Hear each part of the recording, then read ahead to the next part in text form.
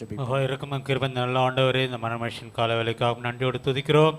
இந்த குளிர்ச்சியான வேலைக்காக ஸ்தோத்திரம் கர்த்தாவே. நீர் எங்களுக்கு பாராட்டின கிருபைகளுக்காக நன்றியோடு துதிக்க ஸ்தோத்திரிக்க நாங்கள் வந்திருக்கிறோம் கர்த்தாவே. தேவரீர் எங்களோடு தங்கியிரும். எங்களோடு இருந்து கர்த்தாவே நல்ல வார்த்தைகளால் எங்களை போஷித்து திருப்தியாய் அனுப்ப முடியாமல் கெஞ்சுகிறோம். இந்த நேரத்தில் பாடப்போகிற பாடல்கள், கேட்க போகிற செய்திகள், ஏறெடுக்கிற துதி சுதரங்கள் எல்லாம் சமூகத்தை பிரதியாக இருக்கட்டும். பாடல்களை நடத்துகிற பிள்ளைகளை நித்தம் அபரிதமாக ஆசீர்வதிக்க முடியாமல் கெஞ்சுகிறோம். பேசுகிற அடியானை நீர் மூடி மறைத்து பாதுகாத்துக்களோ வர தடைப்பட்ட மக்களை துரிதமாக நீர் கொண்டு வந்து நேரத்திற்கு வந்து உண்மை ஆராதிக்கக்கூடிய உணர்வுள்ள இருதயத்தை நீர் தர முடியாமல் கெஞ்சுகிறோம். எங்கள் சபையிலே வியாதி உள்ளவர்களுக்காக ஜெபிக்கிறோம் கர்த்தாவே. அவருடைய கர்த்தாவை எல்லா வியாதிகளும் நீர் அகற்றி போட்டு கர்த்தாவை நல்ல சுகத்தோடு பலத்தோடு நிற்க கருவை செய்திடலாம் கர்த்தாவே. பொருளாதாரத்தில் பின்தங்கி இருக்கிற பிள்ளைகளை நினைத்தாம ஆசீர்வதிக்க முடியாமல் கெஞ்சுகிறோம். எல்லா விதமான ஆசீர்வாதங்களால் எங்களை நிரப்பி ஆசீர்வதிக்க வேண்டும் என்று ஆண்டவர் அருமைநட்சரமாகிய இயேசு கிறிஸ்துவின் மூலமாக வேண்டிக் கொள்கிறோம் நல்ல பிதாவே. ஆமென். கர்த்தர் நல்லவர். ஆமென். சங்கீதக்காரனாகிய தாவீது சொல்கிறார், கர்த்தர் நல்லவர், அவரை துதியுங்கள், அவர் கிருபை என்றும் உள்ளது. கர்த்தருடைய கிருபை நம்மளை எப்போதும் சூழ்ந்து இருக்கிறது. எத்தனை பேர் விசுவாசிக்கிறீங்க? நம் நிற்பதும் நிர்மூலமாகாததும் தேவனுடைய கிருபை. ஹல்லேலூயா, ஹல்லேலூயா. நாம் ஒரு பாடலை பாட போகிறோம். நன்றியால் பாடிடுவோம். நல்லவர் இயேசு நல்கிய எல்லா நன்மைகளை நினைத்து, கர்த்தர் செய்த நன்மைகளை நினைத்து இந்த வேளையில் இந்த பாடலை கருத்தை உணர்ந்தவர்களாம் நம் கரங்களை தட்டி நாம் பாடுவோம்.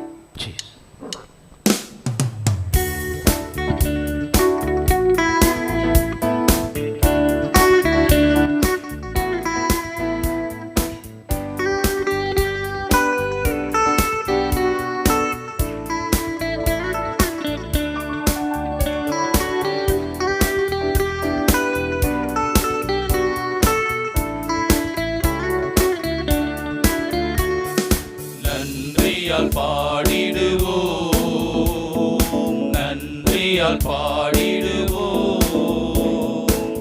நல்லவர் இயேசு நல்கிய எல்லா நன்மைகளை நினைத்தே. நல்லவர் இயேசு நல்கிய எல்லா நன்மைகளை நினைத்தே. செங்கடல் தன்னை நடுவாய் பிரித்த எங்கள் தேவனின் கரமே. செங்கடல் தன்னை நடுவாய் பிரித்த எங்கள் தேவனின் கரமே. தாங்கியதே நாள் வரையும் தயவாய் மாதயவாய். தயவாய் மாதயவாய். தாங்கியதே நாள் வரையும் தயவாய் மாதயவாய். தயவாய் மாதயவாய். நன்றியால் பாடிடுவோம். நன்றியால் பாடிடுவோம். நல்லவர் இயேசு நல்கிய எல்லா நன்மைகளை நினைத்தே. நல்லவர் இயேசு நல்கிய எல்லா நன்மைகளை நினைத்தே. உயிர்ப்பித்து உயர்த்தினார் உன்னதம் வரை உடன் சுதந்திரராயிருக்க. உயிர்ப்பித்து உயர்த்தினார் உன்னதம் வரை உடன் சுதந்திரராயிருக்க. கிருபையின் மகதானம் அது வரும் காலங்களில் விளங்க. காலங்களில் விளங்க. கிருபையின் மகதானம் அது வரும் காலங்களில் விளங்க. காலங்களில் விளங்க. நன்றியால் பாடிடுவோம். நன்றியால் பாடிடுவோம். நல்லவர் இயேசு நல்கிய எல்லா நன்மைகளை நினைத்தே. நல்லவர் இயேசு நல்கிய எல்லா நன்மைகளை நினைத்தே. ஹல்லேலூயா, ஹல்லேலூயா. கர்த்தர் நம்மை நித்தமும் நடத்துகிறவராய் இருக்கிறார். ஹல்லேலூயா, ஹல்லேலூயா. வேதவசனம் சொல்கிறது, பரலோகத்தில் வாசமாயிருக்கிறவர்களே, உம்மிடத்தில் என் கண்களை ஏறெடுக்கிறேன்.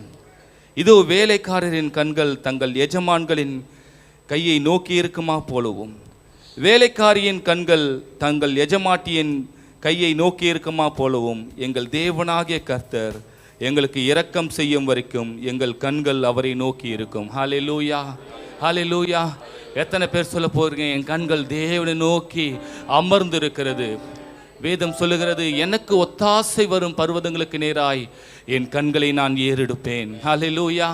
ஒத்தாசை அனுப்புகிறவர் வானத்தையும் பூமியும் அண்ட சராசரத்தையும் உண்டாக்கின சர்வ வல்லமை உள்ளவர். ஹல்லேலூயா, ஹல்லேலூயா. இந்த வேளையில எனக்கு ஒத்தாசை வரும் பர்வதங்களுக்கு நேராய் என் கண்களை ஏறெடுப்பேன் என்று சொல்லி ஒரு விசுவாசத்தோடு இந்த பாடலை நாம் பாடுவோம்.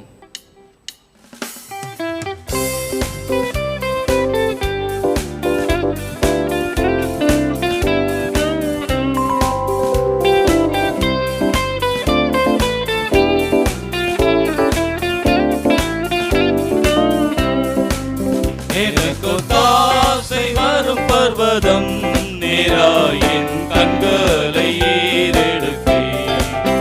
எனக்கொத்தாசை வரும் பர்வதம் நேராய் என் கண்களை ஏறெடுப்பேன். வானமும் பூமியும் படைத்த வல்ல தேவனிடமிருந்தே, வானமும் பூமியும் படைத்த எண்ணுக்கடங்கா நன்மைகள் வருமே என் கண்கள் ஏறெடுப்பேன். எண்ணுக்கடங்கா நன்மைகள் வருமே என் கண்கள் ஏறெடுப்பேன். எனக்கொத்தாசை வரும் பர்வதம் நேராய் என் கண்களை ஏறெடுப்பேன். எனக்கொத்தாசை வரும் பர்வதம் நேராய் என் கண்களை ஏறெடுப்பேன். மலைகள் பெயர்ந்தகன்றிடினும், நிலை மாறி புவி அகன்றிடினும், மலைகள் பெயர்ந்தகன்றிடினும், மாறிடுமோ அவர் கிருபை என்னாலும் ஆறுதல் எனக்கு அவரே. மாறிடுமோ அவர் கிருபை என்னாலும் ஆறுதல் எனக்கு அவரே. எனக்கொத்தாசை வரும் பர்வதம் நேராய் என் கண்களை ஏறெடுப்பேன். எனக்கொத்தாசை வரும் பர்வதம் நேராய் என் கண்களை ஏறெடுப்பேன். ஹல்லேலூயா. நம் தேவன் எல்லா ஆபத்துக்கும் நம்ம நீங்களாக்கி ரட்சிக்க அவர் உண்மையுள்ள தேவனாக இருக்கிறார். ஹல்லேலூயா, ஹல்லேலூயா. சிங்கத்தின் கெபியில தானியேல் போடப்படுகிற போது தானியேலுக்கு ஒரு விசுவாசம் இருந்தது, என் தேவன் இந்த சிங்கத்தின் வாயிலிருந்து நம்மை தப்புவிப்பார் என்று. ஹல்லேலூயா. ஆனால் அந்த ராஜாவுக்கும் ஒரு விசுவாசம் இருந்தது. ஹல்லேலூயா. அந்த ராஜா சொல்லுகிறார், ராஜா கெபியின் கிட்ட வந்தபோது துயர சத்தமாய் தானியேலை கூப்பிட்டு, தானியேலே, ஜீவனுள்ள தேவனுடைய தாசனே, நீ இடைவிடாமல் ஆராதிக்கிற உன் தேவன் உன்னை சிங்கங்களுக்கு தப்புவிக்க வல்லவராய் இருந்தாரா என்று தானியேலை கேட்டான். ஹல்லேலூயா, ஹல்லேலூயா. நம் தேவன் நம் விசுவாசத்தை, நம்மளுடைய விசுவாசம் மற்றவர்களின் விசுவாசத்துக்குள்ளாக நடத்தக்கூடியதாக இருக்கிறது. எத்தனை பேர் விசுவாசிக்கிறீங்க? ஹல்லேலூயா. அதே ராஜா அவன் கட்டளையிடுகிறது என்னவென்றால், தேசத்துக்கு எல்லா தேசத்திற்கும் ஒரு கட்டளை கொடுக்கப்படுகிறது. தானியேலை சிங்கத்தின் கைக்கு தப்புவித்த அவரே தப்புவிக்கிறவரும் ரட்சிக்கிறவரும் வானிலும் பூமியிலும் அடையாளங்களையும் அற்புதங்களையும் செய்கிறவருமாய் இருக்கிறார் என்று எழுதினான். ஹல்லேலூயா. நம் தேவன் அப்படிப்பட்ட தேவன் தான். எத்தனை பேர் விசுவாசிக்கிறீங்க? நீங்க எப்படிப்பட்ட ஒரு சூழ்நிலையில் எங்கள் கடந்து வந்திருந்தாலும் எல்லாவற்றையும் மாற்றக்கூடியவர், ஜெயத்தை கொடுக்கக்கூடியவர் நம்மோடு கூட இருக்கிறார். ஹல்லேலூயா. இந்த வேளையிலே ஒரு விசுவாசத்தோடு இந்த பாடலை பாடுவோம். சிங்க கெபியில் நான் விழுந்தேன், அவர் என்னோடு அமர்ந்திருந்தார், சுட்டெரிக்கும் அக்கினியில் நடந்தேன், பனித்துளியாய் என்னை நனைத்தார் என்று சொல்லி இந்த பாடலை கருத்து உணர்ந்தலாய் கரங்களை தட்டி நாம் பாடுவோம்.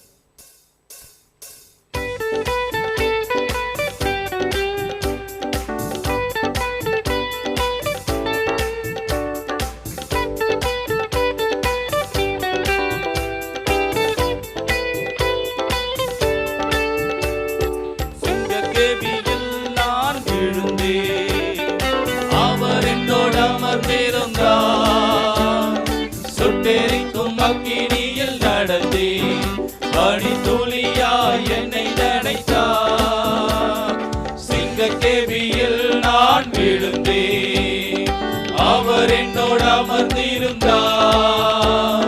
சுட்டெரிக்கும் அக்கினியில் நடந்தேன், பனித்துளியாய் என்னை நனைத்தார். சிங்கக்கேவியோ சூளை நெருப்போ அவர் என்னை காத்திடுவார். சிங்கக்கேவியோ சூளை நெருப்போ அவர் என்னை காத்திடுவார். அவரே என்னை காப்பவர், அவரே என்னை காண்பவர், அவரே என்னை காப்பவர், அவரே என்னை காண்பவர். சிங்கக்கேவியோ சூளை நெருப்போ அவர் என்னை காத்திடுவார். சிங்கக்கேவியோ சூளை நெருப்போ அவர் என்னை காத்திடுவார். எதிரிகள் என்னை சுற்றி வந்தாலும் தூர சேனைகள் கொண்டு என்னை காப்பாரே. எதிரிகள் என்னை சுற்றி வந்தாலும் தூத சேனைகள் கொண்டு என்னை காப்பாரே. ஆவியினால் யுத்தம் வெல்வேனே, சாத்தானை சமுத்திரம் விழுங்குமே. ஆவியினால் யுத்தம் வெல்வேனே, சாத்தானை சமுத்திரம் விழுங்குமே. அவரே என்னை காண்பவர், அவரே என்னை காண்பவர், அவரே என்னை காப்பவர், அவரே என்னை காண்பவர். சிங்கக்கேவியோ சூளை நெருப்போ அவர் என்னை காத்திடுவார். சிங்கக்கேவியோ சூளை நெருப்போ அவர் என்னை காத்திடுவார். ஹல்லேலூயா, ஹல்லேலூயா, ஹல்லேலூயா. எல்லோரும் கரங்களை உயர்த்தி கர்த்தரை ஸ்தோத்திரம் பண்ணுங்க. ஹல்லேலூயா, ஹல்லேலூயா. அற்புதம் எனக்காக செய்பவர் என்னை அதிசயமாய் நடத்தி கொண்டு வந்திருக்கிறார். ஹல்லேலூயா. உம்மை நன்றியோடு உம்மை துதிக்கிறோம், உம்மை துதிக்கிறோம், உம்மை துதிக்கிறோம். உம்முடைய நாமத்தை நாங்கள் உயர்த்துகிறோம் ஆண்டவரே. உமக்கே நாங்கள் மகிமை செலுத்துகிறோம் ஆண்டவரே. இந்த அளவா எங்களை நடத்தி கொண்டு வந்திருக்கிறீங்க ஆண்டவரே. உமக்கு நன்றி, நன்றி, நன்றி ஆண்டவரே. அப்பா உம்மை ஸ்தோத்திரிக்கிறோம், உம்மை ஸ்தோத்திரிக்கிறோம், உம்மை ஸ்தோத்திரிக்கிறோம் ஆண்டவரே. நீர் நல்லவர், நல்லவர், நல்லவர். வாக்குத்தத்தம் செய்தவர், வாக்கு மாறாதவர் ஆண்டவரே. கலங்காதே, திகையாதே, நான் உன் தேவன் என்று சொல்லி ஆண்டவரே எங்களை நடத்தி கொண்டு வந்திருக்கிறதுக்காய் நன்றி ஆண்டவரே. ஹல்லேலூயா, ஹல்லேலூயா, ஹல்லேலூயா. இயேசுவே உமக்கு நன்றி, இயேசுவே உமக்கு நன்றி ஆண்டவரே. எங்களுக்கு ஒரு விசுவாசம் உண்டு ஆண்டவரே. நாங்கள் நம்பி இருக்கிற தேவன் எங்களை கைவிடவில்லை ஆண்டவரே. எங்களை ஒரு நாளும் மறந்து விடவில்லை ஆண்டவரே. எங்களுக்கு ஜெயத்தை கொடுத்து இந்த நாள் வரை நடத்தி கொண்டு வந்தவர் உம்மை நாங்கள் உயர்த்துகிறோம், உமக்கு மகிமை செலுத்துகிறோம். ஹல்லேலூயா, ஹல்லேலூயா. தாய் தன் பாலகனை மறந்தாலும் நான் அவனை மறப்பதில்லை சொன்ன வாக்குத்தத்தங்கள் ஆண்டவரே எங்களுடைய வாழ்க்கையில இருந்து கொண்டிருக்கிறதுக்காய் நன்றி அப்பா, நன்றி ஆண்டவரே, நன்றி ஆண்டவரே. ஹல்லேலூயா, ஹல்லேலூயா, ஹல்லேலூயா. இயேசுவே உமக்கு நன்றி ஆண்டவரே. தேவ ஆவியானவர் நம்மத்தில் அசைவாடி கொண்டிருக்கிறார். கர்த்தருடைய ஆவியானவர் நம்மத்தில் பிரசன்னராய் நின்று கொண்டிருக்கிறார். கர்த்தரை துதியுங்க, கர்த்தரை ஸ்தோத்திரம் பண்ணுங்க. அதுவே நல்லது. ராஜாதி ராஜனை துதியுங்கள், அவர் கிருபை என்றும் உள்ளது சொன்னது போல உம்மை நன்றியோடு உம்மை துதிக்கிறோம், உம்மை துதிக்கிறோம், உம்மை துதிக்கிறோம். வானத்தையும் பூமியை உண்டாக்கின சர்வ வல்லவரிடத்திலிருந்து உனக்கு ஒத்தாசை வரும் என்று சொன்னீரே ராஜா. அப்பா நீ நல்லவர் ஆண்டவரே. உம்மை நாங்கள் உயர்த்துகிறோம், உமக்கு மகிமை செலுத்துகிறோம் ஆண்டவரே. ஹல்லேலூயா, ஹல்லேலூயா, ஹல்லேலூயா. இயேசுவே மை ஸ்தோத்திரிக்கிறோம், மை ஸ்தோத்திரிக்கிறோம், மை ஸ்தோத்திரிக்கிறோம் ஆண்டவரே. அப்பா சிங்கங்களோ, கெர்ச்சிக்கிற சிங்கங்களோ, பிசாசானவனோ எங்களை ஒன்றும் செய்ய முடியாத ஆண்டவரே. எங்களை காக்கிறவர், எங்களை நடத்துகிறவர், எங்களோடு கூட இருக்கிறீங்க ஆண்டவரே. எங்களோடு கூட இருந்து நடத்தி கொண்டு இருக்கிறீங்க ஆண்டவரே. உம்மை நன்றியோடு உம்மை துதிக்கிறோம். நாங்கள் விசுவாசத்தோடு அறிக்கை செய்கிறோம் ஆண்டவரே. விசுவாசத்தோடு அறிக்கை செய்கிறோம் ஆண்டவரே. நீ நல்லவர் ஆண்டவரே, நீ நல்லவர் ஆண்டவரே. எங்களை நடத்தி கொண்டு வந்தவர் நல்லவர் ஆண்டவரே. எங்கள் தலைகளை உயர்த்துகிறவராய், எங்களை நடத்துகிறவராய் இருக்கிறதுக்காய் நன்றி செலுத்துகிறோம் ஆண்டவரே. ஹல்லேலூயா, ஹல்லேலூயா, ஹல்லேலூயா, ஹல்லேலூயா, ஹல்லேலூயா. உமக்கு நன்றி ராஜா, உமக்கு நன்றி ஆண்டவரே. என்னை சுற்றிலும் எவ்வளவு பெரிய காரியங்கள் நடந்து கொண்டிருந்தாலும், எவ்வளவு போராட்டங்கள் நடந்து கொண்டிருந்தாலும், இவன் எப்பொழுது விழுந்து விடுவான் என்று எல்லோரும் நினைத்து கொண்டிருந்தாலும், சிங்கங்களைப் போல வாயை திறந்து நம்மத்தில் அமர்ந்து கொண்டிருந்தாலும் நாம் பயப்பட வேண்டிய அவசியம் இல்லை. ஹல்லேலூயா. சிங்கக்கேவியோ சூளை நெருப்போ கர்த்தர் உன்னை காத்திடுவார், கர்த்தர் உன்னை காத்திடுவார், அவர் உன்னை நடத்திடுவார், அவர் அற்புதமாய் உன்னை நடத்திடுவார். ஹல்லேலூயா, ஹல்லேலூயா. திரும்பவும் விசுவாசத்தோடு இந்த பாடலை பாடுங்க, இந்த வார்த்தையை அறிக்கை செய்யுங்க.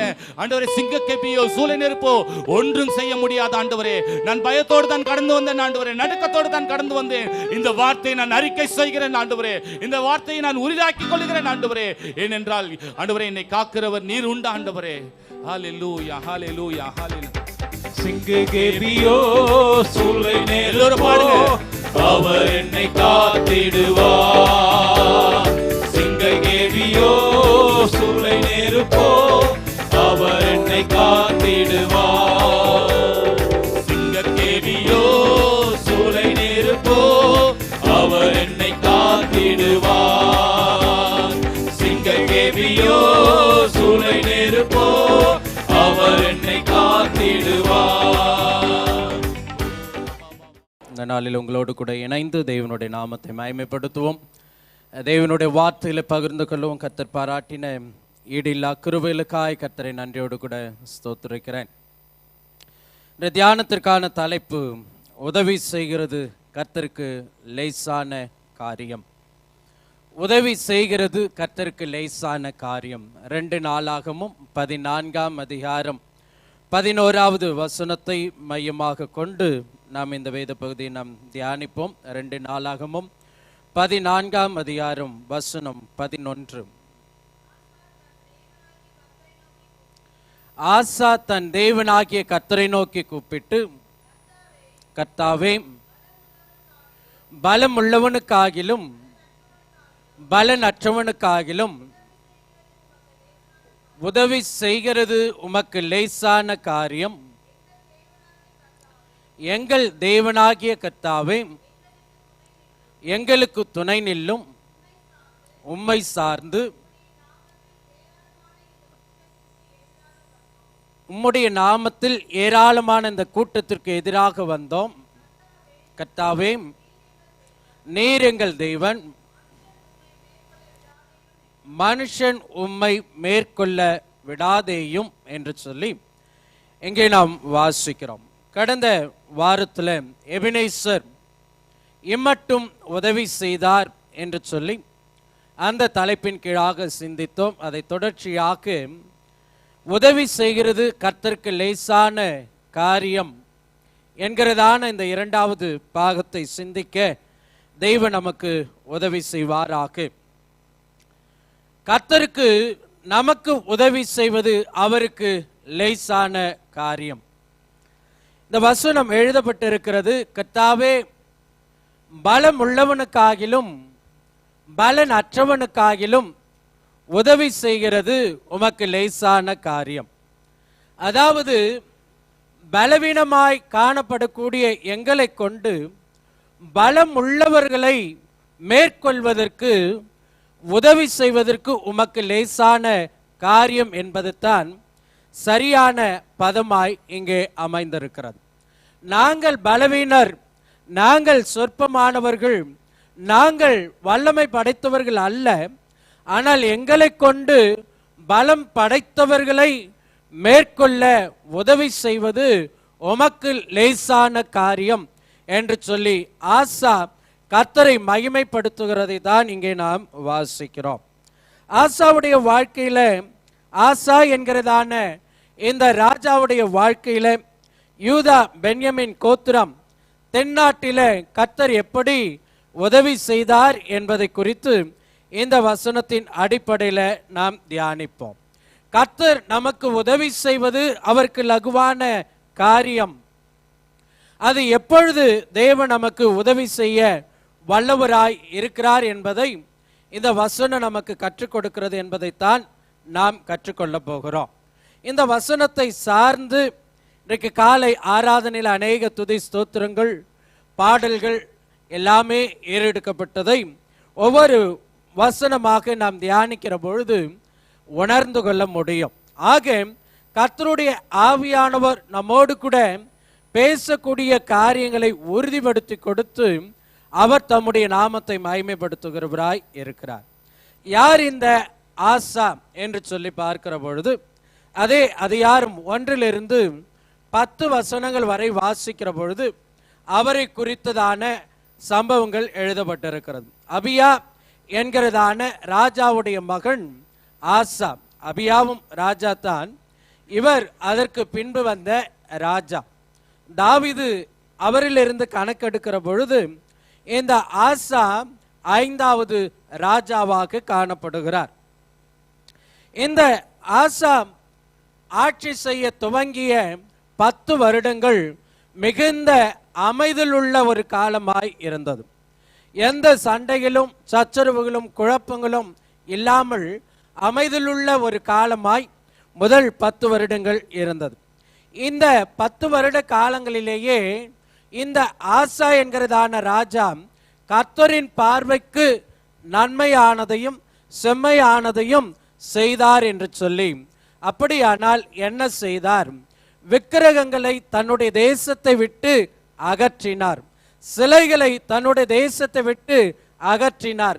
மேடைகளை தன்னுடைய தேசத்தை விட்டு அகற்றினார். அந்நிய தெய்வங்களை தன்னுடைய தேசத்தை விட்டு அகற்றி நெடுநாட்களாய் இஸ்ரவேலில வேதம் இல்லை, உபதேசிக்கிறவன் இல்லை என்று சொல்லி வேதவசனம் எழுதப்பட்டிருக்கிறது. அப்படிப்பட்டதான காலங்களிலே ஆசா எழும்பி கர்த்தருடைய வேதத்தை போதிப்பதற்கென்று சில மக்களை நியமித்து கர்த்தருடைய நியாயப்பிரமாணங்களை போதித்து கர்த்தரே தெய்வம் என்று சொல்லி கர்த்தருக்கு நேராய் ஜனங்களை திசை திருப்பி கர்த்தருக்கு நேராக வழி நடத்திய நல்ல ஒரு ராஜாவாக இந்த ஆசா தன்னுடைய ராஜரிகத்தை ராஜாங்கத்தை துவங்குகிறது தான் நாம் இங்கே பார்க்கிறோம். கர்த்தர் இப்படியாய் ஆசா தமக்கு முன்பதாக செம்மையும் உத்தமமாய் நடந்து கொண்டது நிமித்தம், கர்த்தரை தேடினது நிமித்தம் அவருடைய காலத்தில் யுத்தம் இல்லாதபடிக்கு சமாதானம் உண்டாயிருந்தது என்று சொல்லி வசனம் எழுதப்பட்டிருக்கிறது. இப்படி சமாதானம் இருந்த காலங்களில் தங்களுடைய ராஜ்யத்திற்கென்ற அநேக பட்டணங்களை கட்டினார்கள். அவர்கள் சந்தோஷத்தோடு கூட வாழ்ந்தார்கள். இது முதல் 10 ஆண்டு கால வரலாற்று சம்பவம். 10 ஆண்டுகள் கழித்த பின்பு எத்தியோப்பியர் இந்த யூதாவிற்கு விரோதமாய் படையெடுக்க ஆரம்பித்தார்கள். அப்படி அவர்கள் படையெடுக்க ஆரம்பித்த பொழுதுதான் ஆசா இவ்விதமாய் ஜெபிக்கிறார். அதைத்தான் 11வது வசனத்துல நாம் இப்பொழுது வாசித்தோம். 10 வருடங்கள் மிகுந்த அமைதலோடு கூட சென்றது. அதற்கு பின்பு அங்கே ஒரு போராட்டம், யுத்தம் வருகிற பொழுது ஆசா ஜெபித்த ஜெபம்தான் இந்த 11வது வசனம். அவர் சொல்லுகிறார், ஆசா தன் தேவனாகிய கர்த்தரை நோக்கி கூப்பிட்டு, கர்த்தாவே, பலமுள்ளவனுக்காகிலும் பலனற்றவனுக்காகிலும் உதவி செய்கிறது உமக்கு லேசான காரியம். இன்றைக்கு கர்த்தருடைய உதவி நமக்கு தேவையாய் இருக்கிறது. சங்கீதம் 118:13 வாசிக்கிறோம். சங்கீதம் 118:13, நான் விழும்படி நீ என்னை தள்ளினாய், கர்த்தரோ எனக்கு உதவி செய்தார். இந்த வசனத்தை கொண்டு சாட்சி சொல்ல வைப்போமானால் அநேக விஷயங்களில தள்ளப்பட்டு போனோம். இன்றைக்கு நாம் நிற்பது கர்த்தருடைய உதவியினால், கர்த்தருடைய கிருபையினால், கர்த்தருடைய இரக்கத்தினால், கர்த்தருடைய அன்பினால் என்று சொல்லி நாம் சாட்சி கொடுக்க முடியும். மனுஷன், உறவினர்கள், முதலாளிகள், உடனிருப்பவர்கள் நாம் இருக்கக்கூடிய நிலையிலிருந்து அழிக்கும்படிக்கு தள்ளிவிடும்படிக்கு நினைத்த பொழுது கர்த்தரோ நமக்கு உதவி செய்தார். நாம் அழிந்து போகாதபடிக்கு நிலை நிற்கும்படிக்கு உதவி செய்தார். மேன்மை அடையும்படிக்கு உதவி செய்தார். உயரும்படிக்கு உதவி செய்தார். சங்கீதம் 61 இன்னும் இவ்விதமாய் எழுதப்பட்டிருக்கிறது. சங்கீதம் 61 இக்கட்டில் எங்களுக்கு உதவி செய்யும் மனுஷனுடைய உதவி விருதா என்று சொல்லி. அப்போ ஆசா இங்கே ஒரு பெரிய இக்கட்டிலே சிக்கி கொண்டிருக்கிறார். இங்கே அவர் ஆண்டவரை நோக்கி ஜெபிக்கிறார், எங்களுக்கு உதவி செய்ய வேண்டும் என்று சொல்லி. இன்றைக்கு நமக்கு இக்கட்டுகள், நெருக்கங்கள், துன்பங்கள், போராட்டங்கள் வருகிறதான சூழலில் தேவனுடைய உதவியை நாம் நாட வேண்டும் என்று சொல்லி வசனம் நமக்கு இங்கே அழைப்பு கொடுக்கிறது. மனுஷனுடைய உதவி சில நேரங்களில் நமக்கு பிரயோஜனமற்றவைகளாய் உதவி செய்யக்கூடாத ஒரு நிலையை மாற்றிவிடும். கர்த்தர் ஒருவரே நமக்கு உதவி செய்கிறவராய் இருக்கிறார். புதிய ஏற்பாடு சில சம்பவங்களை சுட்டி காண்பிக்கிறது. நம்ம ஆசாவை குறித்து தான் தியானிக்க போகிறோம். முன்னுரையாக தேவன் எப்படிப்பட்ட சூழலில் எல்லாம் உதவி செய்திருக்கிறார் என்று சொல்லி சில சம்பவங்களை நான் உங்களுக்கு சுட்டி காண்பிக்க விரும்புகிறேன். மத்தேயு சுவிசேஷம் 15ஆம் அதிகாரம் 25வது வசனத்தில் வாசிக்கிற பொழுது, கானானிய ஸ்திரீ தன் மகள் பிசாசின் பிடியில அகப்பட்டிருக்கிற பொழுது தன்னுடைய மகளுக்கு உதவி செய்ய வேண்டும் என்று சொல்லி ஆண்டவரை நோக்கி கேட்டுக்கொள்ளுகிறதை பார்க்கிறோம். கர்த்தர் அவளுடைய விசுவாசத்தை கண்டு பிசாசின் பிடியில் இருந்து விலகும்படிக்கு கர்த்தர் உதவி செய்தார். மார்க்கு சுவிசேஷம் 9ஆம் அதிகாரம் 22வது வசனத்தில் பார்க்கிற பொழுது, அவன் ஊமையினும் செவிடுமாய் காணப்பட்டான், அது வியாதி என்றும் பிசாசின் பிடி என்றும் அறியப்படுகிறது. அப்படிப்பட்டவனை சீஷர்களிடத்தில் கொண்டு வந்து ஜெபிக்கிற பொழுது விடுதலையாக்க கூடாமற் போயிற்று. கர்த்தர் அங்கே ஜெபித்து அவைகளிலிருந்து விடுதலையாக்கினார். பிசாசின் பிடியிலிருந்து கர்த்தர் உதவி செய்கிறவர், வியாதியிலிருந்து உதவி செய்கிறவர். மூன்றாவது, மார்க்கு சுவிசேஷம் 9:24 வாசிக்கிறோம். இந்த மகனை கொண்டு வந்த தகப்பன் ஆண்டவர் அவனை பார்த்து கேட்கிறார், நான் இதை செய்யக்கூடும் என்று சொல்லி விசுவாசிக்கிறாயா என்று சொல்லி கேட்கிற பொழுது அவன் சொல்லுகிறான், நான் விசுவாசிக்கிறேன், ஆனாலும் என்னில் இருக்கக்கூடிய அவிசுவாசம் என்னை விட்டு நீங்கும்படி எனக்கு உதவி செய்தருளும். ஆக விசுவாசத்தை பெருகச் செய்ய உதவி செய்கிறவர் தேவனாய் இருக்கிறார். பிசாசின் பிடியிலிருந்து விடுபட உதவி செய்கிறவர், வியாதியிலிருந்து விலக உதவி செய்கிறவர், அவிசுவாசத்தை அகற்ற உதவி செய்கிறவர். ரோமர் 8:26 வாசிக்கிறோம், ஆவியானவரும் நம்முடைய பலவீனங்களில நமக்காய் வாக்கு கடங்கா பெருமூச்சுகளோடு கூட வேண்டுதல் செய்யும்படிக்கு உதவி செய்கிறார் என்று சொல்லி எழுதப்பட்டிருக்கிறது. சரீர பலவீனம், ஆத்தும பலவீனம், சரீர பலவீனம் ஆத்தும பலவீனத்தின் நிமித்தம் தேவனோடு கூட பேசுவது துண்டிக்கப்படக்கூடிய சூழலில் நம்மை பலப்படுத்தும்படிக்கு ஆவியானவர் உதவி செய்கிறார் என்று சொல்லி தேவனுடைய உதவியை குறித்து சொல்லப்பட்டிருக்கிறது. எபிரேயர் 2ஆம் அதிகாரம் 18வது வசனத்தில் வாசிக்கிறோம், தேவன் சோதிக்கப்படுகிறவர்களுக்கு உதவி செய்ய வல்லவராய் இருக்கிறார். பலவிதமான சோதனைகள், நன்றாய் என் குடும்பம் நடந்து கொண்டிருந்தது, நன்றாய் ஊழியம் நடந்து கொண்டிருந்தது, நன்றாய் பிள்ளைகள் படித்து கொண்டிருந்தார்கள், நன்றாய் வேலை செய்து கொண்டிருந்தார்கள், சில சோதனைகள் வந்த பொழுதோ இப்படி நடந்தது என்று சொல்லுகிறோம். எப்படிப்பட்ட சோதனையிலும் இருந்து நம்மை தப்புவிக்க கூடியவர், உதவி செய்யக்கூடியவர் நம் ஆண்டவராகிய இயேசு கிறிஸ்து என்பதை குறித்து இங்கே சொல்லப்பட்டிருக்கிறது. ஆக ஆசா ஜெபிக்கிறது போல பிசாசின் பிடியிலிருந்து விலக உதவி செய்வது ஆண்டவருக்கு லேசான காரியம். வியாதியிலிருந்து விடுதலை ஆக்குவது ஆண்டவருக்கு லேசான காரியம். அவிசுவாசத்திலிருந்து விடுதலை கொடுப்பது ஆண்டவருக்கு லேசான காரியம். பலவீனங்களில பலப்படுத்துவது ஆண்டவருக்கு லேசான காரியம். சோதனையில கர்த்தர் ஜெயங்கொள்ள வைப்பதற்கு அவருக்கு லேசான காரியம். அப்போ நம்முடைய வாழ்க்கையில வேதத்தின் அடிப்படையிலிருந்து சில காரியங்களை உங்களுக்கு காண்பித்திருக்கிறேன். இதை தவிர்த்து அநேக சம்பவங்கள் நம்முடைய வாழ்க்கையில் நடைபெறுகிறது. எல்லாவற்றுக்கும் உதவி செய்யக்கூடிய ஆண்டவர் நம்மோடு கூட இருக்கிறார். அப்ப ஆசா ஜெபித்தது போல தேவ சன்னிதானத்தில் நாம் ஜெபிக்கிற பொழுது அந்த உதவியை நாம் பெற்றுக்கொள்ள முடியும். இங்கே சோதனை என்று சொல்லி நாம் பார்த்தோம். சோதனை யாருக்கும் சொல்லிட்டு வர்றது கிடையாது. அது எப்பொழுது வேண்டுமானாலும் எதிர்பாராத விதங்களிலே வருவது உண்டு. அதே போலதான் புயலும் சொல்லி வருவது கிடையாது. அப்போ புயல் உருவான பொழுது ஒரு மீனவன் அந்த புயல் காலங்களிலே மீன்பிடிக்க சென்றிருந்தான். மீன்பிடிக்க சென்றிருந்த பொழுது படகை கவிழ்ந்து படகை இழந்து போனான், வலையில இழந்து போனான்.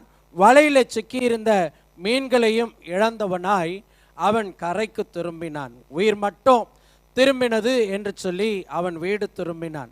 அவனுக்கு பெருத்த துக்கம், எனக்கு ஏற்பட்ட சோதனை பெரும் சோதனையாய் இருக்கிறது என்று சொல்லி, இனி நான் எப்படி பிழைப்பது? இது புயல் காலம், அது மட்டுமல்ல படகையும் இழந்திருக்கிறேன், வலைகளையும் இழந்திருக்கிறேன், நான் பிடித்த மீன்களையும் இழந்திருக்கிறேன், என்னுடைய வாழ்வாதாரத்திற்கு ஒன்றும் இல்லையே என்று சொல்லி மிகுந்த துக்கத்தோடு கூட அவன் தன்னுடைய வீட்டை நோக்கி போனான். வீட்டில் உட்கார்ந்து தன்னுடைய துக்கத்து நிமித்தம் சோர்ந்து போய் சாப்பிடாமல் அவன் வருத்தப்பட்டு கொண்டிருந்தான். பின்பு அவனுக்கு நினைவுக்கு வந்தது, ஒரு செல்வாக்கு நிறைந்த மனிதனிடத்தில் போய் உதவி கேட்கலாம் என்று சொல்லி. அப்படி அவன் புறப்பட்டு போகிறதான வேளையில் அந்த வீட்டில் குடும்ப ஜெபம் நடைபெற்றது.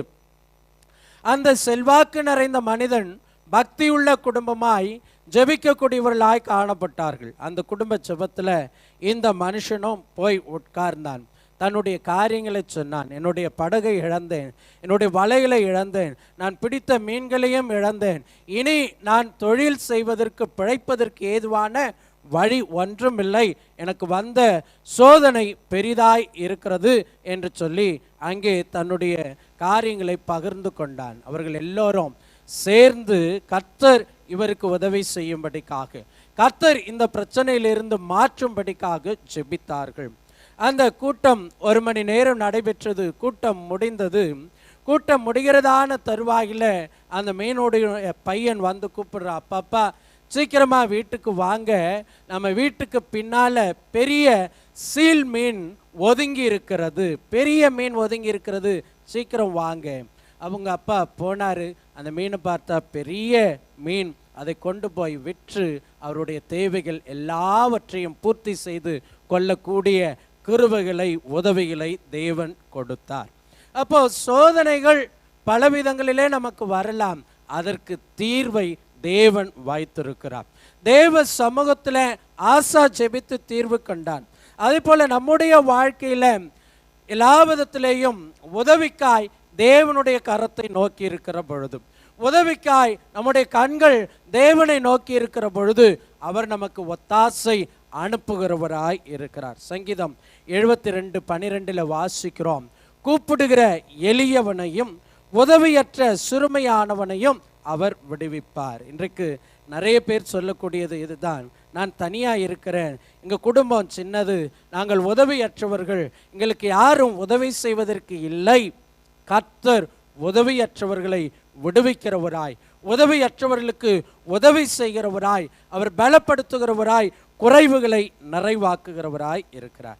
இப்படிப்பட்ட நிலையிலே தான் ஆசா கர்த்தருக்கு முன்பதாக சொல்லுகிறார். 2 நாளாகமம் 11:11 நாம் வாசிக்கிறோம், தன் தேவனாகிய கர்த்தரை நோக்கி கூப்பிட்டு, கர்த்தாவே, பலமுள்ளவனுக்காகிலும் பலனற்றவனுக்காகிலும் உதவி செய்கிறது உமக்கு லேசான காரியம். இப்போ கர்த்தர் உதவி செய்யும்படிக்கு ஆசா செய்தது என்ன என்கிறதான 4 காரியங்களை இங்கே கற்றுக்கொள்ள போகிறோம். அதில் முதலாவது, கர்த்தரை துணையாக கொண்டிருப்பவர்களுக்கு கர்த்தர் உதவி செய்வது லேசான காரியமாய் இருக்கிறது. 11வது வசனத்தின் மைய பகுதியில் வாசிக்கிறோம், எங்கள் தேவனாகிய கர்த்தாவே எங்களுக்கு துணை நெல்லும். எல்லாம் இயேசுவே அந்த பாடல் பாடுகிற பொழுதும் துணையை குறித்து நாம் பாடினோம். அதுக்கு முந்தைய பாடலை பாடுகிற பொழுதும் துணையை குறித்து பாடினோம். கர்த்தர் துணை செய்கிறவர் என்று சொல்லி நாம் பாடினோம். அப்போ இங்கே சொல்லப்பட்டிருப்பது என்ன? எங்கள் தேவனாகிய கர்த்தாவே எங்களுக்கு துணை நெல்லும். அப்போ ராஜாவுக்கு துணை இல்லையா? ஏற்கனவே சங்கீதத்தில் வாசித்தது போல உதவியற்ற சிறுமையானவனை கர்த்தர் விடுவிப்பார். இவர் உதவியற்ற நிலையில காணப்பட்டாராம். ராஜாவிற்கு எந்த விதமான துணையாளர்களும் இல்லாத நிலை காணப்பட்டதா என்று சொல்லி பார்த்தா நிச்சயமா அப்படி இல்லை. ஆனால் தன்னோடு கூட இருந்த துணையெல்லாம் துணை இல்லை, கர்த்தரே தனக்கு துணை என்று சொல்லி அங்கே அறிக்கை செய்கிறதை பார்க்கிறோம். 2 நாளாகமும் 14ஆம் அதிகாரம் 8வது வசனத்தில் வாசிக்கிறோம், ஆசாவுக்கு துணையாய் நின்றவர்கள் 5,80,000 பேர்கள். யூதாவிலே பரிசையும் ஈட்டியும் பிடிக்கிற 3,00,000 பேர். பென்யமீனிலே கேடகம் பிடித்து வில்லை நாணேற்றுகிற 2,80,000 80,000 பேர். அப்போ ரெண்டும் சேர்த்தா 5,80,000 பேர் ஒரு பெருத்த சேனை ஆசா ராஜாவிற்கு உண்டாயிருக்கிறது. ஆனால் அவர் சொல்லுகிறார், இந்த சேனை எனக்கு துணை அல்ல, யூதாவிலே இருக்கக்கூடியவர்கள் எனக்கு துணை அல்ல, அவர்கள் பரிசையும் ஈட்டையும் பிடிக்கிறவர்கள் எனக்கு துணை அல்ல, இங்க வில்லை நானேற்றுகிறவர்கள் எனக்கு துணை அல்ல, என்னை இந்த ராஜாவாய் இந்த பதவிக்கு உயர்த்தின என் தேவனாகிய கர்த்தர் எனக்கு துணை நிற்க வேண்டும் என்று சொல்லி அவர் ஜெபிக்கிறதை பார்க்கிறோம். இன்றைக்கு அநேக நேரங்களில் இப்படிப்பட்டதான இக்கட்டான சூழல் வருகிற பொழுது நமக்கு சுற்றிலும் இருக்கிறவர்கள் துணை நிற்கிறார்கள் என்று சொல்லி நிற்கிறோம். ஆனால் இங்கே ஆசாவினிடத்தில் கற்றுக்கொள்ளக்கூடிய காரியம், கர்த்தரே நமக்கு துணையானவர் என்பதை அங்கே அறிக்கை செய்கிறார். 5,80,000 பேர் அல்ல, என்னை சூழ்ந்திருக்கக்கூடிய இராணுவ சேனைகள் அல்ல, வீரர்கள் அல்ல, கர்த்தரே எனக்கு துணையானவர். 2 நாளாகமும் 19ஆம் அதிகாரம் 11வது வசனத்தின் கடைசி வரியில எழுதப்பட்டிருக்கிறது. 2 நாளாகமும் 19:11, உத்தமனுக்கு கர்த்தர் துணை. அப்போ ஆசா செம்மையானதையும் நன்மையானதையும் கர்த்தருக்கு நேராக ஜனங்களை வழிநடத்தக்கூடிய உத்தமமானவனாய் காணப்பட்டார். இப்போ வசனம் சொல்லுகிறது, உத்தமனுக்கு கர்த்தர் துணை. அப்போ கர்த்தர் நமக்கு துணை செய்யணும் அப்படின்னு சொன்னா, நம்முடைய வாழ்க்கை கர்த்தருக்கு முன்பதாக செம்மையானதாக, உத்தமமானதாக, கர்த்தருக்கு பிரியமுள்ளதாக, கர்த்தருடைய பார்வைக்கு செவ்வையானதாக இருக்க வேண்டும் என்று சொல்லி எழுதப்பட்டிருக்கிறது. அப்போ நம்முடைய வாழ்க்கையை தேவனுடைய உதவியை பெற்றுக்கொள்ளக்கூடிய ஆவலாய் இருக்கக்கூடிய நம்முடைய வாழ்க்கையில உத்தமம் நிறைந்த ஜீவியம் அவசியமாய் இருக்கிறது.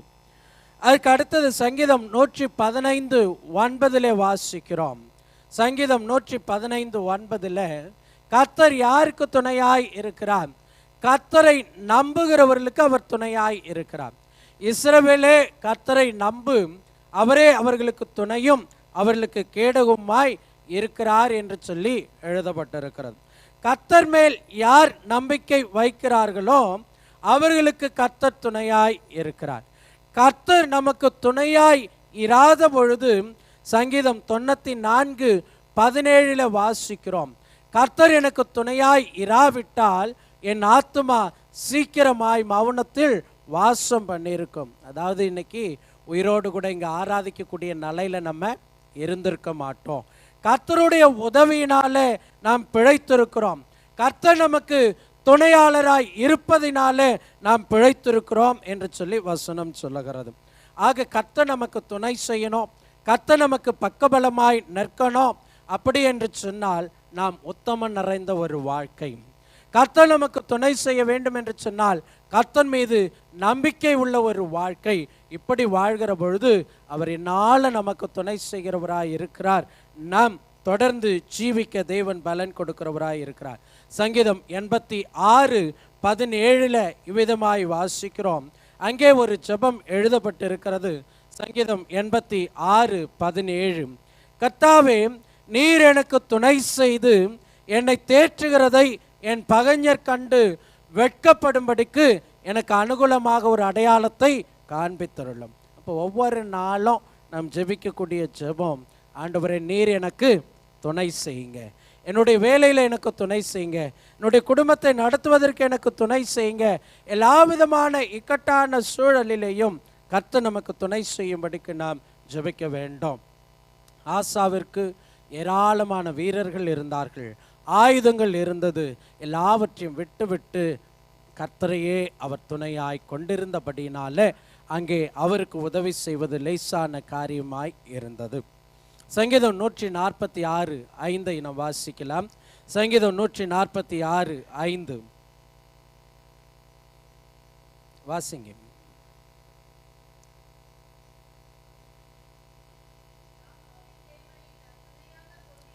யாக்கோபின் தேவனை தன் துணையாக கொண்டிருந்து தன் தேவனாகிய கர்த்தர் மேல் நம்பிக்கையை வைக்கிறவன் பாக்கியவான், ஆசீர்வதிக்கப்பட்டவன், அவனுக்கு அவன் வேண்டிக் கொள்ளக்கூடிய காரியங்கள் உண்டாகும். அப்போ கர்த்தர் எல்லா சூழலிலேயும் எல்லா பிரச்சனைகளிலேயும் நாம் முன்னிறுத்தக்கூடியவர், நமக்கு துணையாய் கொண்டிருக்கக்கூடியவர் கர்த்தர் என்பதை அங்கே மையப்படுத்தப்படுகிறதை பார்க்கிறோம். ஆசா உதவி அற்றவன் அல்ல, அவனுக்கு ஏராளமான படைகள் இருந்தது. எல்லாம் இருப்பினும் இவைகளுக்கு மேலாக இவர்களை பலமுள்ளவர்களாக மாற்றக்கூடிய தேவனையே துணையாக கொண்டிருந்தான். இப்போ நமக்கு வரக்கூடிய எல்லா சூழலிலேயும் நம்மை சுற்றிலும் இருக்கிறவர்கள் அல்ல, நம்மை அழைத்த தேவனை துணையாக கொண்டிருக்கிற பொழுது அவர் நமக்கு உதவி செய்வது லேசான காரியமாய் இருக்கும். இரண்டாவது, ஆசா அங்கே செய்த காரியம், தேவன் அவனுக்கு உதவி செய்வதற்கு செய்த காரியம் என்ன? அங்கே நாம் வாசிக்கிறோம், உம்மை சார்ந்து, கர்த்தரை சார்ந்திருப்பவர்களுக்கு உதவி செய்கிறது கர்த்தருக்கு லேசான காரியம் என்று சொல்லி எழுதப்பட்டிருக்கிறது. சார்ந்து என்பது என்ன? ஒட்டி இருத்தல், பிடித்து கொண்டிருத்தல், பிடித்து கொள்ளுதல் அல்லது பற்றி கொள்ளுதல். அப்போ இந்த கட்டிடம் இப்போ நடுமையத்தில் இருக்கக்கூடிய தூண்களை சார்ந்து நிற்கிறது. கட்டிடத்தின் தளங்கள் இந்த தூண்களை சார்ந்து நிற்கிறது. இந்த தூண்கள் இல்லாத பொழுது கட்டிடத்தின் தளம் உள்வாங்கி போகும். அப்போ அது நிலை நிற்க வேண்டும் என்று சொன்னால் இந்த தூண்களுடைய சார்பு நிலை அதற்கு தேவையாய் இருக்கிறது. அதை போல இந்த யுத்தத்தில் எத்தியோப்பியரை ஜெயிக்க வேண்டுமானால் ஆசா கர்த்தரை சார்ந்திருக்க வேண்டியது இருந்தது. ஆசா கர்த்தரையே சார்ந்திருந்தார் என்று சொல்லி வேதவசனம் சொல்லுகிறது.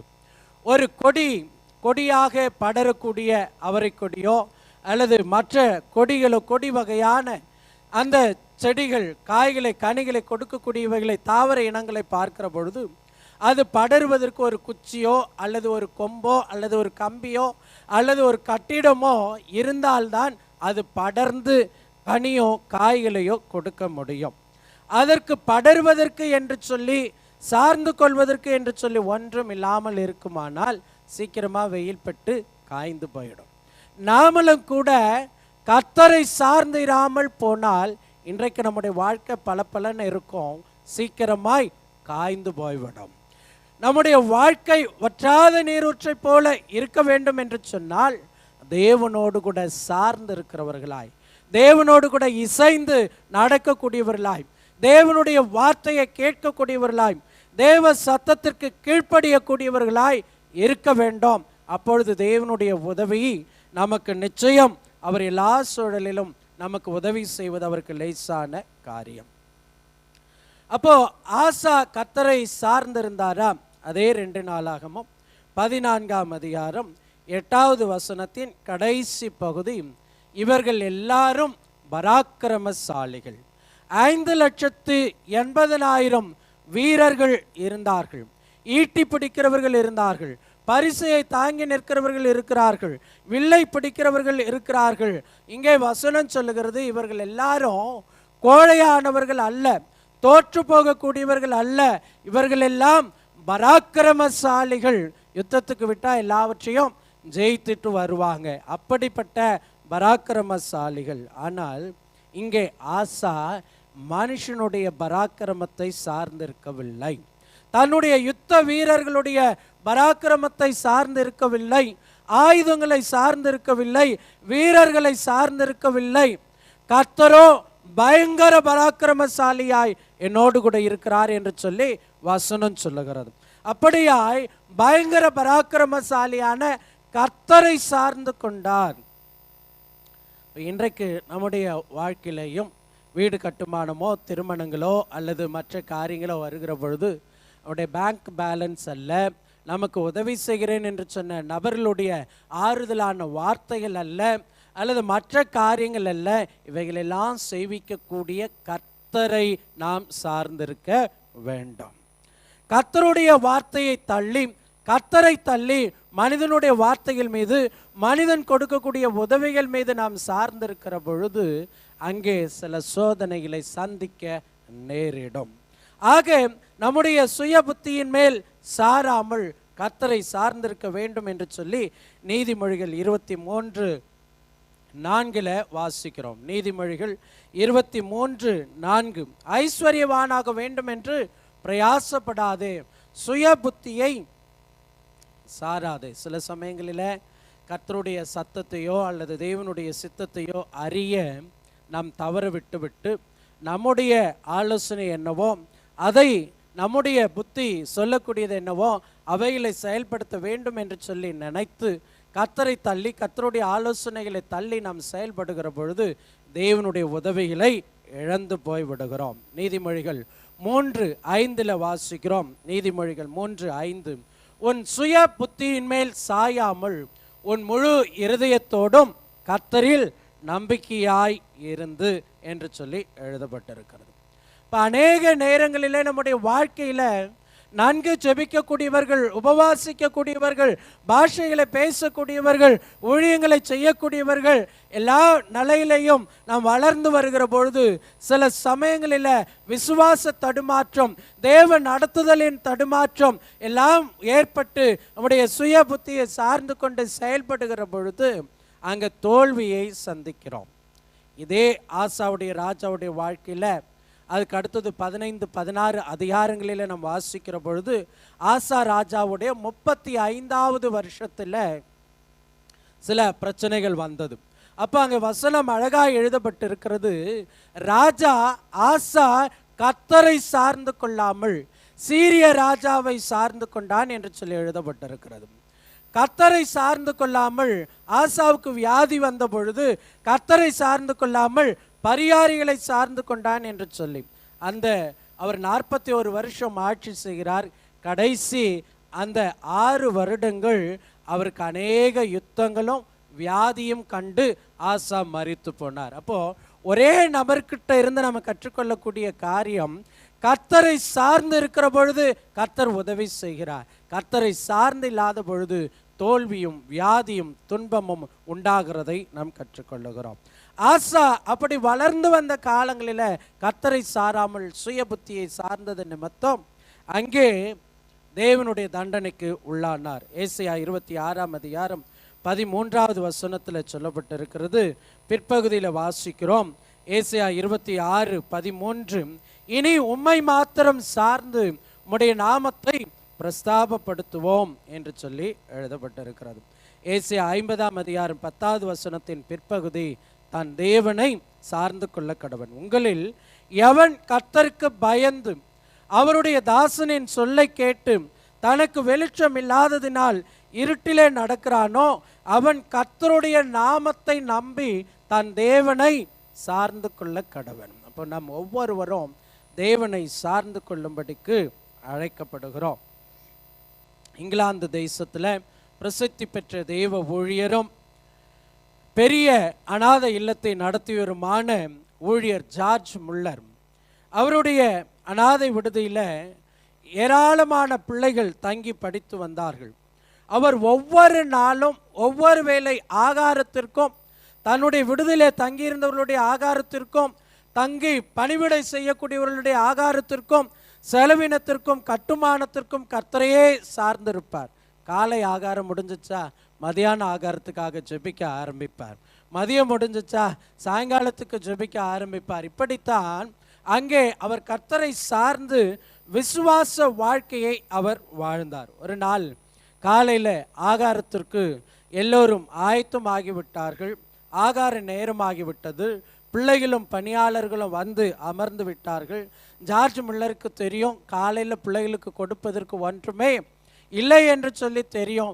காலமே எழும்பி கர்த்தருடைய சமூகத்தில் அவர் காத்திருந்து ஜெபிக்கிறார். ஆண்டவரே, ஒவ்வொரு நாளும் நான் உம்மை சார்ந்து வாழ்ந்து கொண்டிருக்கிறேன், நீர் இந்த ஊழியத்தை நடத்தி கொண்டிருக்கிறீர், நீர் இந்த பிள்ளைகளை நடத்தி கொண்டிருக்கிறீர், இப்பொழுது இந்த பிள்ளைகளுக்கு வேண்டிய ஆகாரம் வேண்டும் என்று சொல்லி அவர் ஜெபித்து முடித்து பிள்ளைகள் அங்கே அமர்ந்திருக்கிறதான வேளையில் ஒரு பெரிய லாரி வந்து நிற்கிறது. பெரிய லாரி வந்து நின்று அங்கே பலவிதமான பல்சுவை உணவுகள் இறக்கப்படுகிறது. அதை குறித்து ஜார்ஜ் முல்லர் கேட்கிற பொழுது, இந்த பட்டணத்தில் இருக்கக்கூடிய அதிபதியுடைய மாளிகையில் நேற்று இரவு பெரிய விருந்து ஆயத்தம் செய்யப்பட்டிருந்தது. திடீரென்று அவருடைய மனைவி மாரடைப்பினால் இறந்து போனார்கள். ஆகவே இந்த மாளிகையில் ஆயத்தம் செய்யப்பட்ட அத்தனை உணவுகளும் உம்முடைய அநாத இல்லத்திற்கு கொண்டு வந்து சேர்ப்பிக்கப்பட்டிருக்கிறது என்று சொல்லி அவர் எல்லாவற்றையும் வாங்கி பிள்ளைகளுக்கு பரிமாறி கொடுத்து சந்தோஷத்தோடு கூட கர்த்தருடைய நாமத்தை மகிமைப்படுத்தினார். கர்த்தரை சார்ந்து கொள்ளுகிற பொழுது கடைசி நிமிஷத்திலேயும் கர்த்தரால் அற்புதம் செய்ய முடியும். இப்போ நம்முடைய வாழ்க்கையில் இங்கே கற்றுக்கொள்வது அதுதான்.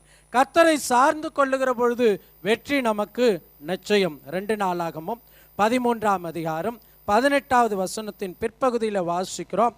கர்த்தரை சார்ந்து கொண்டதினால் மேற்கொண்டார்கள், வெற்றி பெற்றார்கள் என்று சொல்லி எழுதப்பட்டிருக்கிறது.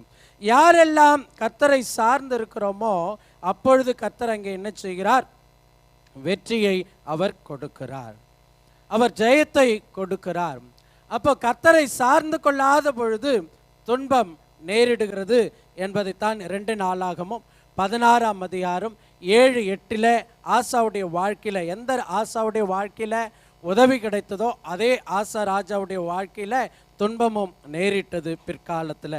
அந்த வசனம் சொல்லுகிறது, நீர் உம்முடைய தேவனாகிய கர்த்தரை சார்ந்து கொள்ளாமல் சீரியாவின் ராஜாவை சார்ந்து கொண்டபடியினால் என்று சொல்லி அங்கே எழுதப்பட்டிருக்கு. அதுக்கு அடுத்த வசனத்தில் எத்தியோப்பியரும் லூபியரும் மகா சேனையாய் இருந்தார்கள், நீர் கர்த்தரை சார்ந்து கொண்ட போதோவெனில் அவர்களை உமது கையில் ஒப்பு கொடுத்தாரே. அப்போ தேவனை சார்ந்து கொள்ளுகிற பொழுது கர்த்தர் நமக்கு வெற்றியை கொடுக்கிறார். தேவனை சார்ந்து கொள்ளுகிற பொழுது கர்த்தர் உதவி செய்வது நமக்கு லேசான காரியமாய் காணப்படுகிறது. ஆசா ஜெபிக்கிறார், உமக்கு உதவி செய்வது லேசான காரியம். ஆண்டவர் நமக்கு உதவி செய்வதற்கு முதலாவது கர்த்தரை துணையாக கொண்டிருக்க வேண்டும், 2வது கர்த்தரை சார்ந்திருக்க வேண்டும், 3வது என்ன செய்ய வேண்டும்? அதே 2 நாளாகமும் 14ஆம் அதிகாரம் 11வது வசனம், உம்முடைய நாமத்தில் ஏராளமான இந்த கூட்டத்திற்கு எதிராக வந்தோம், உம்முடைய நாமத்தில் ஏராளமான இந்த கூட்டத்திற்கு எதிராக வந்தோம் என்று சொல்லி எழுதப்பட்டிருக்கிறது. ஏராளமான இந்த கூட்டம், இங்கே அவர் உம்முடைய நாமம் என்று சொல்லி கர்த்தருடைய நாமத்தை குறித்து அவர் எழுதியிருக்கிறார். கர்த்தருடைய நாமத்தை பயன்படுத்துவோருக்கு கர்த்தர் உதவி செய்வது லேசான காரியம். அப்போ நாம் பயன்படுத்த வேண்டியது கர்த்தருடைய நாமம். வியாதியானாலும் பிசாசின் பிடியானாலும் சோதனையானாலும் எல்லா சூழலிலேயும் பயன்படுத்த வேண்டியது கர்த்தருடைய நாமம். ஏன் இந்த ஆசா கர்த்தருடைய நாமத்தை குறித்து இங்கே பேசுகிறார்? உம்முடைய நாமத்தில் ஏராளமான இந்த கூட்டத்தை எதிர்ப்பதற்கு வந்திருக்கிறோம் என்று சொல்லி ஏன் அவர் சொல்லுகிறார் என்று சொன்னால், ஆசா என்கிறதான எபிரேய பதத்திற்கு மருத்துவர், டாக்டர் என்று அர்த்தம், ஹீலர் குணமாக்குவர் என்று அர்த்தம், கடவுள் காட் என்று அர்த்தம், காலை மார்னிங் என்று சொல்லி அவருடைய பெயருக்கு கொடுக்கப்பட்டிருக்கிறது. இப்போ காலை குணமாக்குவர், மருத்துவர் இதெல்லாம் வேண்டாம். அங்கே காட், ஆசா என்று சொன்னால் கடவுள். அப்போ இவர் இங்கே என்ன சொல்லுகிறார்? கர்த்தருடைய சமூகத்தில் தன்னை தாழ்த்தி, என் பெயரிலே கடவுள் இருக்கிறது, ஆசா என்கிற கடவுளின் பெயரை கொண்டு நான் இந்த யுத்தத்திற்கு போகவில்லை, உம்முடைய நாமத்தை கொண்டு, சேனைகளின் கர்த்தர் என்கிற உம்முடைய நாமத்தை கொண்டு, உம்முடைய பெயரை சொல்லி இந்த யுத்தத்திற்கு வந்து நிற்கிறேன், நீர் எனக்கு உதவி செய்யும். என்னுடைய பெயர் கடவுள் தான், ஆனால் இந்த பெயரை சொல்லி நான் யுத்தத்துக்கு போனா எனக்கு ஜெயம் இல்லை. என்னை உருவாக்கின, என்னை அழைத்த, என்னை அபிஷேகித்த, என்னை ராஜாவாக்கின உம்முடைய நாமத்தினாலே இதை எதிர்கொண்டு போக நிற்கிறோம், நீர் எனக்கு உதவி செய்யும் என்று சொல்லி அவர் அங்கே ஜெபிக்கிறதை பார்க்கிறோம். இங்கே கற்றுக்கொள்ளக்கூடிய காரியம் என்ன? அநேக நேரங்களில் சில பிரஸ்தாபமானவர்களுடைய பெயர்களை பயன்படுத்தி ரெக்கமெண்டேஷனுக்காக, உதவிகளுக்காக பள்ளிக்கூடமோ கல்லூரிகளோ வேலைகளில் சேருவதற்காக போகிறோம். அங்கே போனால் ஒன்றுமே நடைபெறாமல் திரும்பி விடுகிறோம். ஆனால் அவைகளை காட்டிலும் அவர்களெல்லாம் அதிகாரத்தில் வைத்த கர்த்தருடைய நாமம் பெரியது, கர்த்தர் பெரியவர். அப்போ அவரை முன்னிறுத்தி புறப்பட்டு போக வேண்டும் என்கிறதான பாடத்தை நாம் இங்கே கற்றுக்கொள்ளுகிறோம். அப்போ இங்கே ஏராளமான சேனை, ஏராளமான கூட்டம். இந்த கூட்டத்தை குறித்து நாம் பார்க்கிற பொழுது 2 நாளாகமும் 14ஆம் அதிகாரம் 9வது வசனத்தில் வாசிக்கிறோம். 2 நாளாகமும் 14ஆம் அதிகாரம் 9வது வசனம். அவர்களுக்கு விரோதமாக எத்தியோப்பியனாகிய சேரா 10 லட்சம் பேர்கள் சேர்ந்த சேனையோடும் 300 ரதங்களோடும் புறப்பட்டு மராசே மட்டும் வந்தான். யூதாவுடைய சேனை எத்தனை பேருங்க? 5, அவ்வளோதான் சத்தம் வருது. 5,80,000 பேர். இப்போ எத்தியோப்பியாவுடைய சேனை எவ்வளவா இருக்கு? 10 லட்சம். 10 லட்சமாக இருக்கிறது, 300 ரதமாக இருக்கிறது. இப்போ எதிர்கொள்வதற்குத்தான் இதை தான் அவர் சொல்றார், நாங்கள் பலவீனர். எங்ககிட்ட இருக்கிறது ஒரு பகுதி தான், அவங்க கிட்ட இருக்கிறது 2 பகுதி, 2 மடங்கு அதிகமாக இருக்கிறது. பலவீனமான எங்களை பலப்படுத்தி பலவான்களாய் காணப்படக்கூடிய எத்தியோப்பியர்களை ஜெயிக்க வைப்பது மக்கள் லேசான காரியம். அதைத்தான் அவர் அங்கே அறிக்கை செய்து ஜெபிக்கிறதை பார்க்கிறோம். இந்த எத்தியோப்பியர் அந்த கூட்டம் 3 விதமான கூட்டம் சேர்ந்து வந்தது. லூபியர் என்று சொல்லி எழுதப்பட்டிருக்கிறது, சூகியர் என்று எழுதப்பட்டிருக்கிறது. இந்த எத்தியோப்பியரோடு கூட வந்தவர்கள் லூபியர், சூகியர், எத்தியோப்பியர் 3 விதமான கூட்டமும் சேர்ந்துதான் 10 லட்சம் பேர்கள் பெரிய சேனையோடு கூட ஆசாவை எதிர்த்து, யூதாவை எதிர்த்து அவர்கள் யுத்தம் செய்யும்படி புறப்பட்டு வந்தார்கள். அப்போ சேரா என்கிறதான நாமத்தினால 10 லட்சம் பேருக்கு அவன் தலைவனாய் நின்று யுத்தத்திற்கு வருகிறான். நானோ ஆசா என்னும் கடவுளுடைய பெயரில் அல்ல, எத்தியோப்பியனை போல ஆசா என்னும் கடவுளுடைய பெயரை தரித்து கொண்டு நான் போகவில்லை, உம்முடைய நாமத்தினால நான் புறப்பட்டு போகிறேன், நீர் எனக்கு உதவி செய்ய வேண்டும் என்று சொல்லி அவர் ஜெபிக்கிறதை பார்க்கிறோம். இன்றைக்கு நம்முடைய வாழ்க்கையில கர்த்தருடைய நாமத்தை உச்சரிக்கிற பொழுது, கர்த்தருடைய நாமத்தை பயன்படுத்துகிற பொழுது தேவனுடைய உதவி பிசாசின் படியில் இருந்தோம், தேவனுடைய உதவி வியாதியின் படியில் இருந்தோம், தேவனுடைய உதவி பலவீனங்களில் இருந்தோம், தேவனுடைய உதவி சோதனைகளில் இருந்தோம், தேவனுடைய உதவி இக்கட்டுகளில் இருந்தோம் நமக்கு உருவாகிறதை நாம் பார்க்க முடியும். நீதிமொழிகள் 18ஆம் அதிகாரம் வசனம் 10 நாம் பார்க்கிறோம். நீதிமொழிகள் 18:10, கர்த்தரின் நாமம் பலத்த துருகம், நீதிமான் அதற்குள் ஓடி சுகமாய் இருப்பான் என்று சொல்லி எழுதப்பட்டிருக்கிறது. இப்ப கர்த்தருடைய நாமம், ஆசா உம்முடைய நாமம் என்று சொல்லுகிறார். பழைய ஏற்பாட்டில் நிறைய இடங்களில் கர்த்தருடைய நாமத்தை குறித்து சொல்லப்பட்டிருக்கிறது. அது குறித்து பேசணும்னா நேரமே போதாது. இப்ப நமக்கு எல்லாருக்கும் தெரிந்த அவருடைய நாமத்தை குறித்ததான வேத பகுதி ஏசாயா 9:6. அவர் நாமம் அதிசயமானவர். நாமம் என்பது என்ன? அவருடைய பெயர். அவருக்கு பலவிதமான பெயர்கள் கொடுக்கப்பட்டிருக்கிறது. அவருடைய பெயர் அதிசயமானவர், அவருடைய பெயர் ஆலோசனை கர்த்தர், அவருடைய பெயர் வல்லமுள்ள தேவன், அவருடைய பெயர் நித்திய பிதா, அவருடைய பெயர் சமாதான பிரபு என்று சொல்லி எழுதப்பட்டிருக்கு. அப்ப இந்த நாமத்தை, இந்த பெயரை எப்படி பயன்படுத்துவது?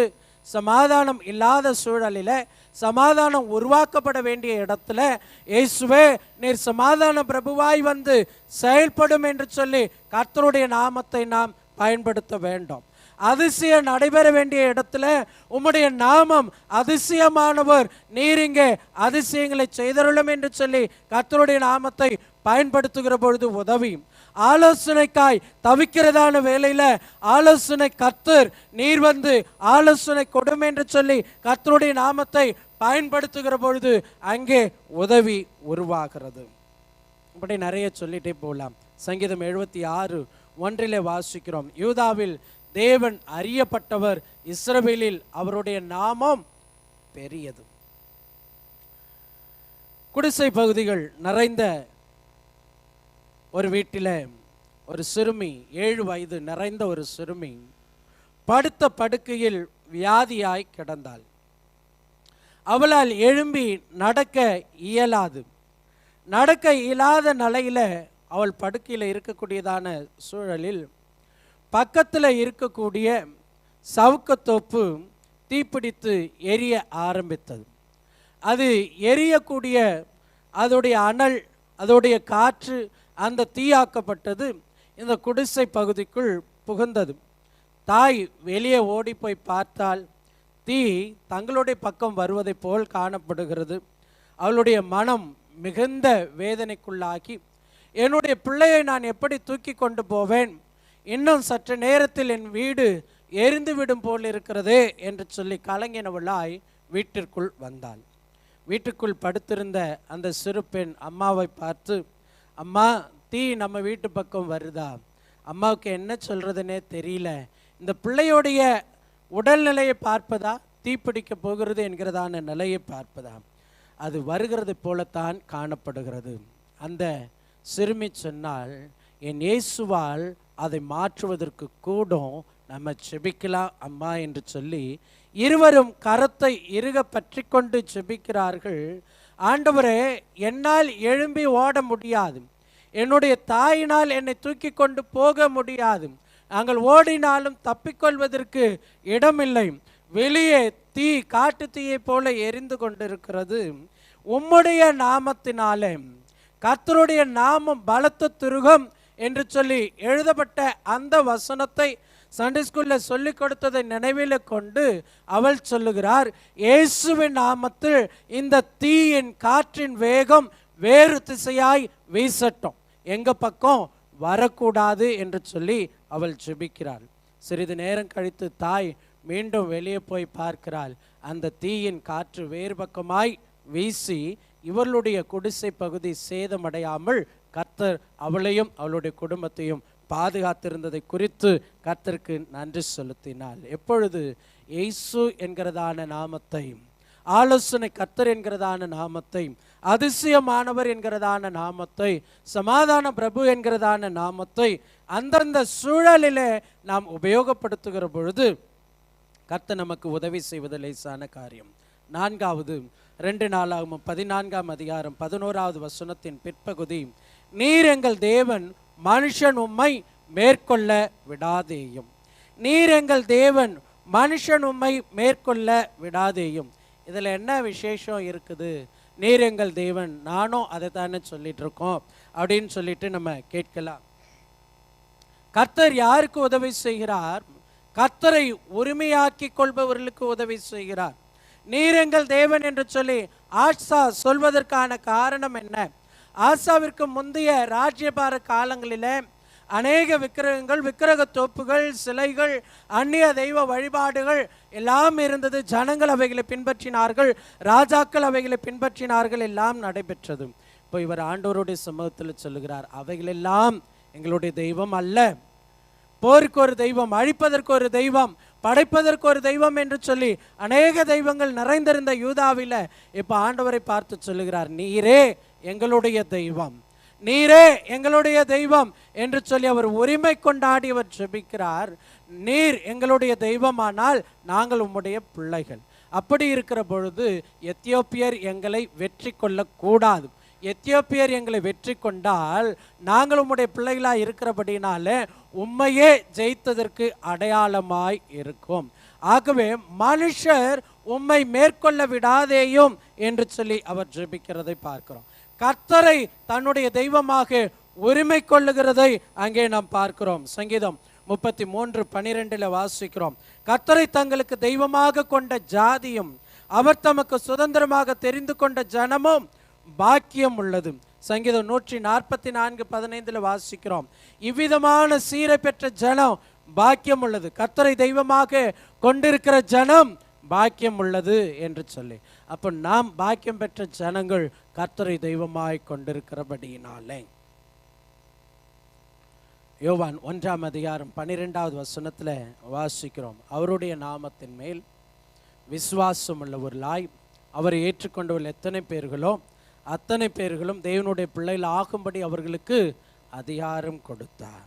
அப்போ கர்த்தரை என்னுடைய தெய்வம் என்று சொல்லி நம்ம என்ன செய்யணும்? உரிமையாக்கி கொண்டு நாம் ஜெபிக்கிற பொழுது அவர் நம்மை பார்த்து இவன் என்னுடைய மகன், இவள் என்னுடைய மகள் என்று சொல்லி உரிமையாக்கி கொண்டு உதவி செய்வது அவருக்கு லேசான காரியமாய் காணப்படுகிறது. போயர் என்கிறதான யுத்தம் தென்னாப்பிரிக்க தேசத்தில் நடைபெற்றது. ஒரு போதகருடைய மகன் யுத்த காலத்தில் இராணுவ வீரனாய் சேர்ந்திருந்தான்.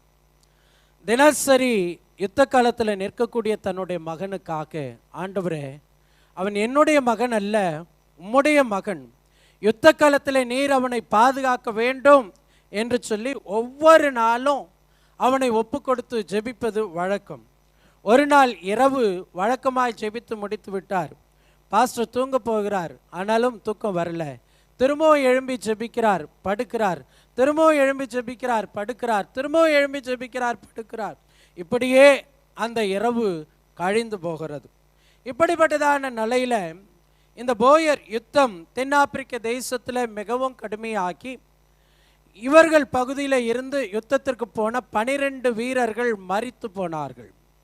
அதில் இந்த பாஸ்டருடைய பையனும் ஒருவன். ஆனால் பாஸ்டருக்கு தெரியாது. 12 போர் வீரர்கள் மரித்து போனார்கள். அவர்களுடைய பிரேதங்கள் கடத்தப்பட்டிருக்கிறது. யுத்தங்கள் ஓய்ந்திருக்கிறது. யுத்தத்தை நடத்தின தலைவன் தன்னுடைய கூடாரத்திற்குள் வந்து ஓய்வெடுக்கலாம் என்று சொல்லி நினைக்கிறார். ஆனால் அவருக்கும் தூக்கம் வரல. வெளியில் போய் கடைசியாக ஒரு முறை நம் பக்கமாய் மரித்து போன வீரர்களை பார்க்கலாம் என்று சொல்லி ஒவ்வொருவரையாய் அவர் பார்க்கிறார். அப்படி பார்க்கிற பொழுது ஒருவனுடைய கையும் காலும் அசைகிறது. 12 பேர் மரித்த பிரேதமாய் கிடக்கிற பொழுது ஒருவனுடைய பிரேதம் அசைகிறது. அசைகிறதை பார்த்து உடனே மற்றவர்களை கூப்பிட்டு மருத்துவமனைக்கு கொண்டு போய் சென்று அவர்களுக்கு செய்ய வேண்டிய சிகிச்சைகள் எல்லாம் செய்த பொழுது அவன் பிழைத்து கொண்டான். அந்த ஒருவன் தான் அந்த பாஸ்டருடைய மகன். அவர் சொன்ன வார்த்தை, அவர் என்னுடைய மகன் அல்ல, உம்முடைய மகன். கர்த்தரை உரிமையாக்கி கொள்ளுகிறவர்களுக்கு கர்த்தர் உதவி செய்கிறவராய் இருக்கிறார். அப்போ இன்றைக்கு ஆசாவுக்கு உதவி செய்த தேவன் 2 நாளாகமும் 14ஆம் அதிகாரம் 12வது வசனத்தில் கர்த்தர் எப்படி உதவி செய்தார் என்பதை குறித்து எழுதப்பட்டிருக்கிறது. அப்பொழுது கர்த்தர் அந்த எத்தியோப்பியரை ஆசாவுக்கும் யூதாவுக்கும் முன்பாக முறியடித்ததினால் எத்தியோப்பியர் ஓடி போனார்கள். 10 லட்சம் போர் வீரர்கள், 300 ரதங்கள் எல்லாம் தெரிப்புண்டு ஓடி போனது. அங்கே மடங்கடிக்கப்பட்டார்கள். மரித்து போகக்கூடிய சூழல். 3 விதமான கூட்டம் கர்த்தருக்கும் யூதாவுக்கும் முன்பதாக நொறுங்கி போனார்கள். அவர்கள் திரும்ப யுத்தம் செய்யக்கூடாதபடிக்கு அழிந்து போனார்கள்.